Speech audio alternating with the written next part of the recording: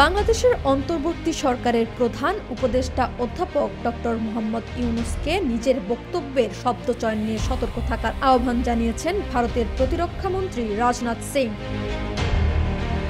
ভারতের প্রভাবশালী সংবাদ মাধ্যম নেটওয়ার্ক 18 গ্রুপ এর সম্পাদক রাহুল যোশীকে দেওয়া এক্সক্লুসিভ সাক্ষাৎকারে এ মন্তব্য করেন তিনি। রাজনাথ সিং বলেন, আমরা বাংলাদেশের সঙ্গে কোনো ধরনের উত্তেজনা চাই না, তবে ইউনূসের উচিত হবে নিজের বিবৃতির ভাষা ও শব্দ ব্যবহারে সতর্ক থাকা।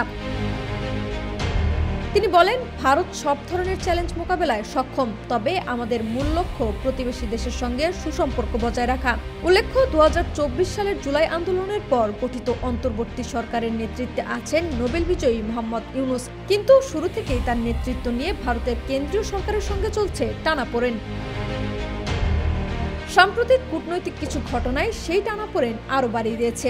এর মধ্যে রয়েছে ঢাকায় পাকিস্তানের সেনাবাহিনীর জয়েন্ট চিফস অব স্টাফ কমিটির চেয়ারম্যান জেনারেল শাহির শামশেদ মির্জা এবং তুরস্কের পার্লামেন্ট সদস্যের সঙ্গে ইউনূসের সৌজন্য সাক্ষাৎ। উল্লেখ্য, দীর্ঘদিন ধরেই এই দুই দেশের সঙ্গে ভারতের সম্পর্ক সংবেদনশীল। তবে বিতর্কের কেন্দ্রবিন্দুতে এসেছে ইউনূসের উপহার দেওয়া আর্ট অব ট্রায়াম্ফ নামের একটি সংকলন গ্রন্থ। ভারতীয় সংবাদ মাধ্যম নিউজ 18 এর দাবি, বইটিতে গ্রেটার বাংলাদেশ নামে একটি মানচিত্র অন্তর্ভুক্ত করা হয়েছে, যেখানে ভারতের আসাম রাজ্যকে দেখানো হয়েছে বাংলাদেশের অংশ হিসেবে। এমনকি বইটিতে নাকি আসাম দখলের কাল্পনিক যুদ্ধ পরিকল্পনা এবং প্রশাসনিক কাঠামোর বিবরণও রয়েছে বলে দাবি করেছে news 18।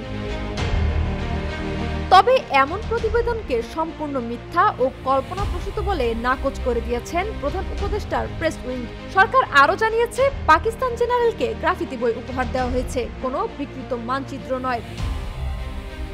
Laboni Akter, desk report, বিপ্লবী বার্তা।